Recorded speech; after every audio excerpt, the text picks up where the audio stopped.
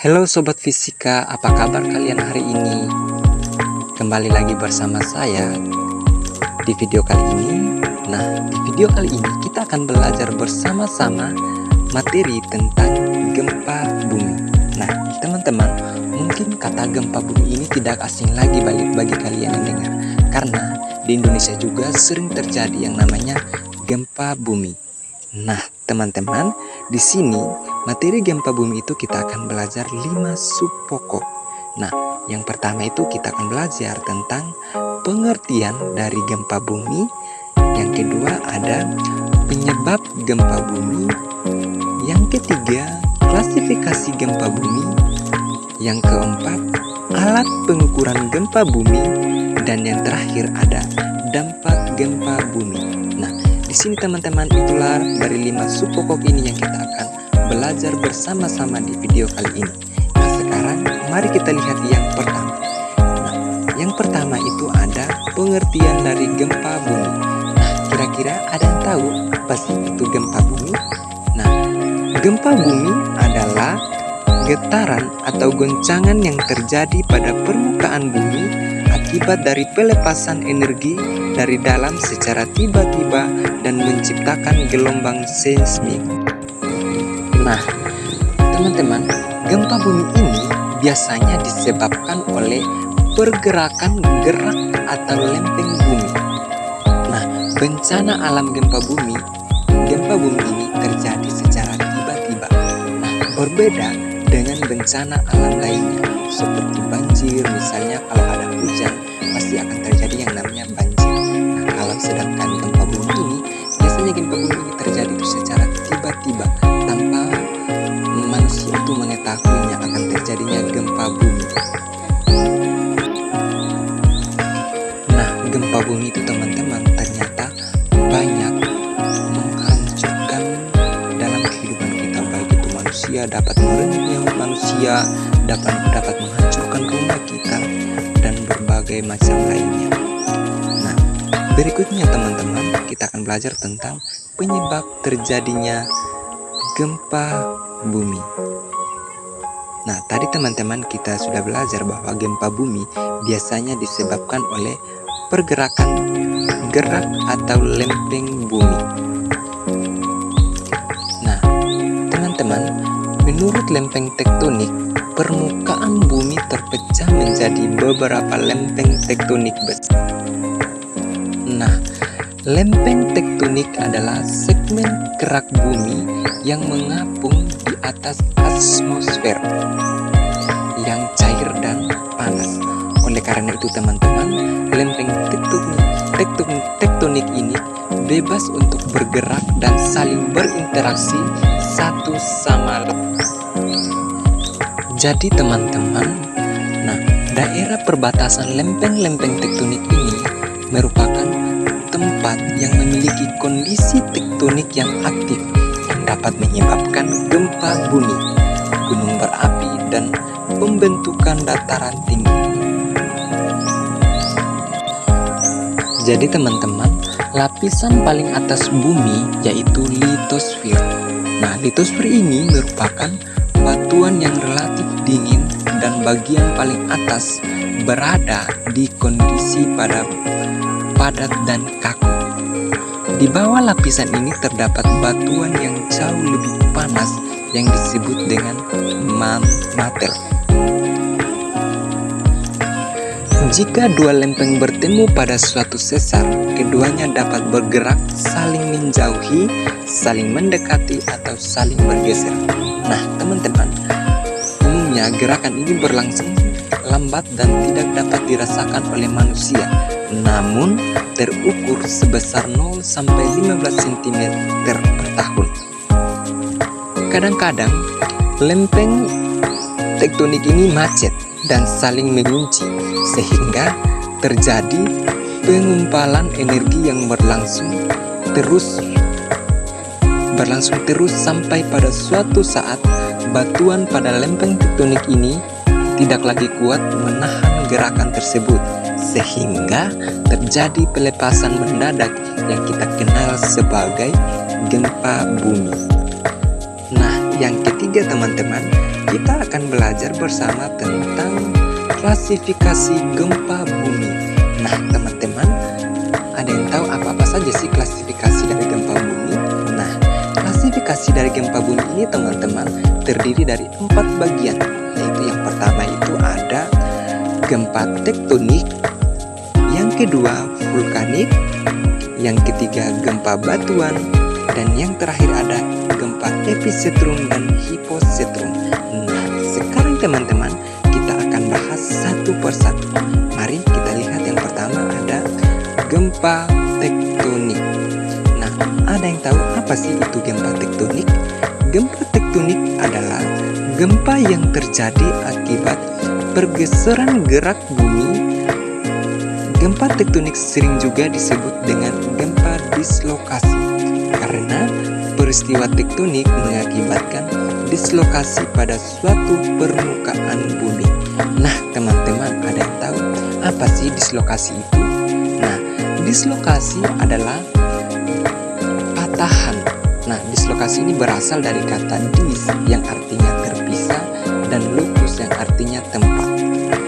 Nah, pergeseran gerak bumi di sepanjang bidang pertahanan menimbulkan getaran dan goncangan yang kemudian merambat ke segala arah melalui materi-materi penyusun bumi. Nah, jadi teman-teman, gempa tektonik ini adalah gempa yang sering terjadi dan gempa ini juga adalah gempa yang termasuk dalam gempa yang paling dahsyat. Nah, teman-teman, di dalam gempa tektonik juga ini terdapat getaran litosfer. Nah, litosfer itu adalah lapisan kulit bumi yang paling atas. Lapisan pada umumnya terjadi dari senyawa kimia. Nah, itulah yang disebabkan dengan litosfer seringkali dinamakan lapisan silikat. Nah, lapisan ini memiliki ketebalan sampai 70 km. Nah, teman-teman, litosfer ini juga terdiri atas 2 bagian, yaitu ada lapisan sial dan lapisan sima. Lapisan sial adalah lapisan kulit bumi yang tersusun atas logam, silisium, dan aluminium senyawa dalam bentuk dan padat lapisan. Lapisan sial ini teman-teman, diantaranya ada batuan sedimen, granit, andesit, jenis-jenis batuan metamorat, dan batuan-batuan lainnya. Sedangkan lapisan sima adalah lapisan kulit bumi yang tersusun oleh logam-logam silisium magnesium dalam bentuk senyawa. Nah, lapisan ini mempunyai berat jenis yang lebih besar daripada lapisan sial karena mengandung besi dan magnesium, yaitu mineral ferro, magnesium, dan batuan basa. Nah, klasifikasi gempa bumi yang kedua adalah gempa vulkanik. Nah, kira-kira ada yang tahu apa sih itu gempa vulkanik? Gempa vulkanik adalah gempa bumi yang disebabkan karena akibat dari peristiwa vulkanisme, baik sebelum, sedang, atau sesudah letusan gunung berapi. Nah, magma yang keluar dari pipa-pipa gunung berapi bergeser bersama dengan batuan dan getarannya diteruskan melalui materi-materi penyusun kerak bumi. Jadi teman-teman, hal ini terjadi ketika gunung berapi akan meletus, sehingga gempa vulkanis dapat menandakan aktivitas dari gunung berapi. Saat gunung meletus akan mengeluarkan material dari dalam gunung yang berupa batuan gas, cair maupun padat yang akan menimbulkan getaran di sekitar gunung berapi yang sedang meletus. Nah teman-teman, pada umumnya gempa vulkanik ini tidak begitu besar dan daerah yang terkena gempa hanya di sekitar gunung saja.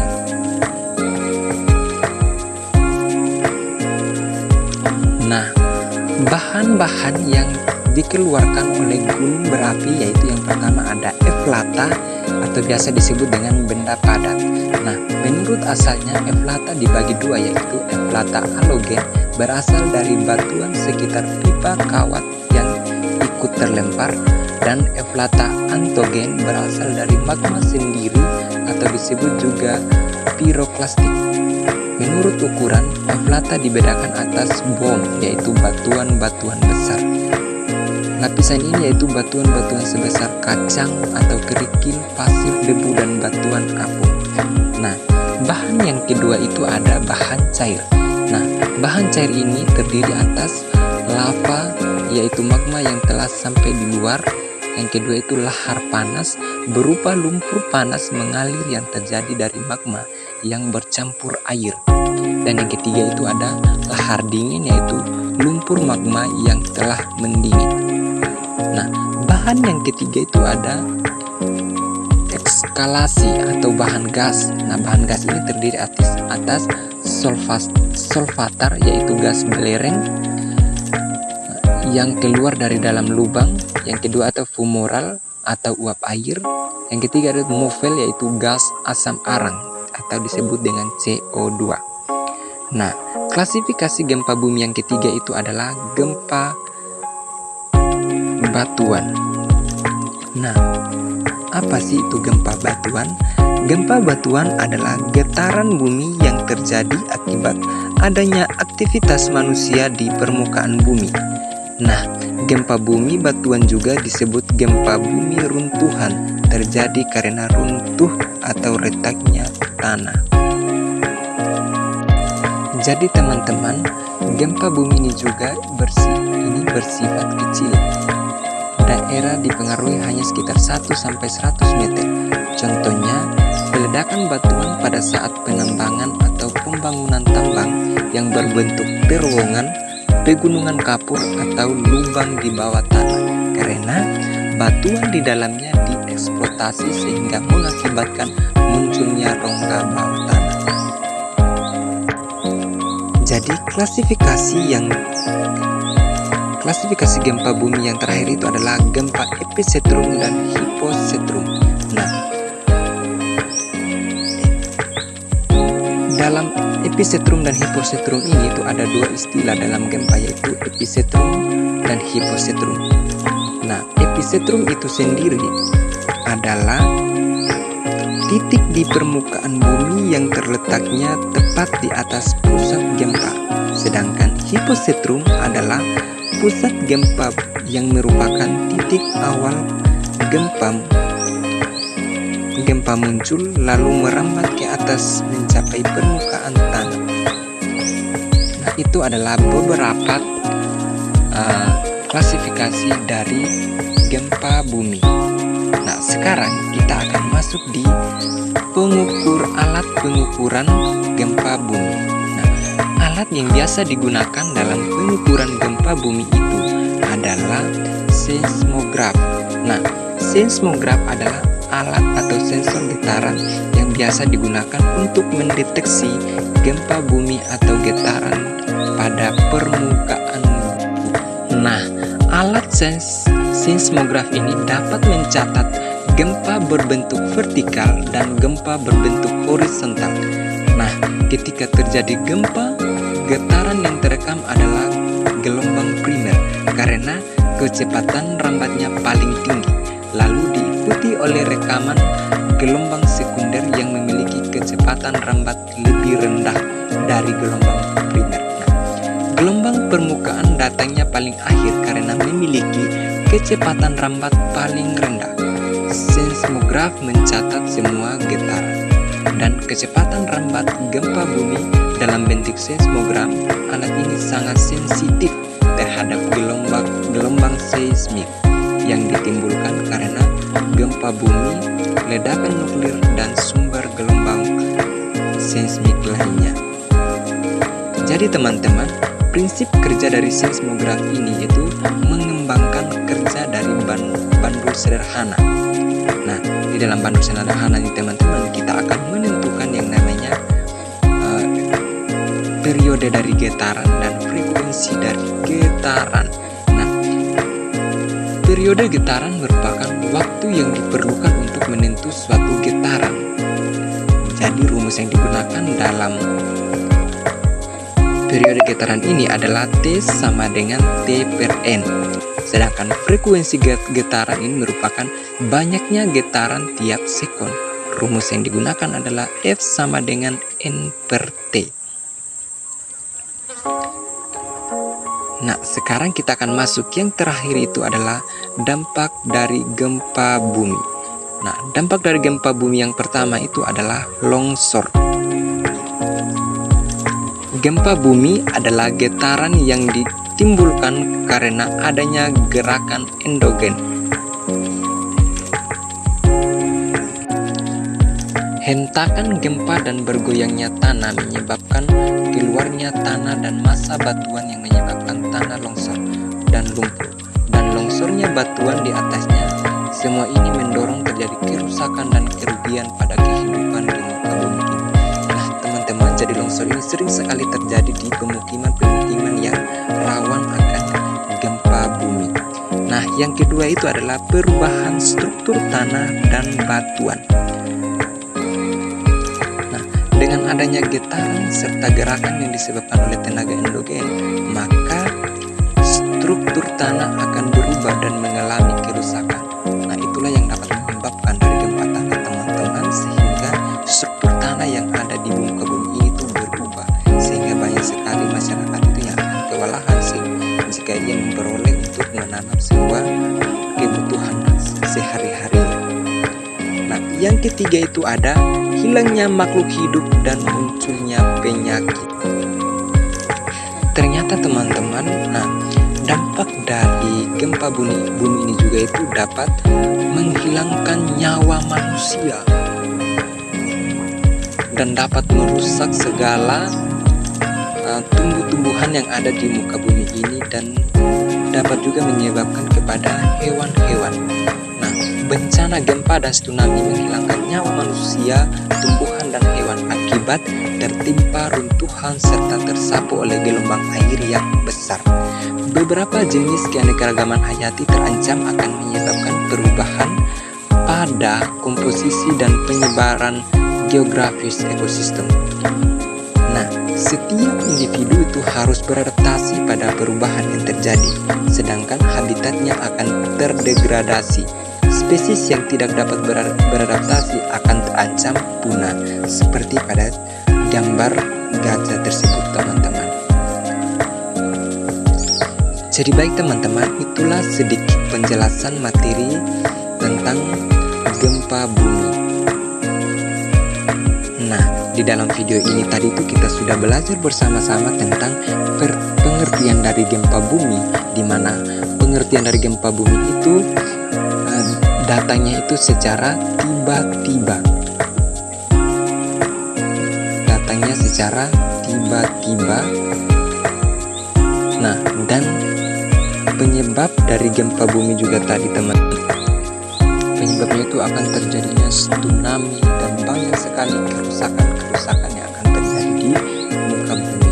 Dan yang tadi poin yang ketiga itu kita sudah belajar bersama bahwa tentang klasifikasi dari gempa bumi, di mana klasifikasi gempa bumi tadi itu terbagi dalam 4 bagian. Ada gempa tektonik, gempa vulkanik, gempa batuan, dan gempa epicentrum dan hiposetrum. Dan yang tadi itu pun yang keempat itu kita sudah belajar tentang alat pengukuran gempa bumi, di mana alat pengukuran gempa bumi tadi itu adalah seismograf. Dan yang terakhir itu ada dampak dari gempa bumi, di mana dampak dari gempa bumi yang pertama itu terjadinya longsor, dan yang kedua itu perubahan struktur tanah dan batuan. Yang terakhir itu ada punahnya, adanya penyakit, dan hilangnya makhluk hidup.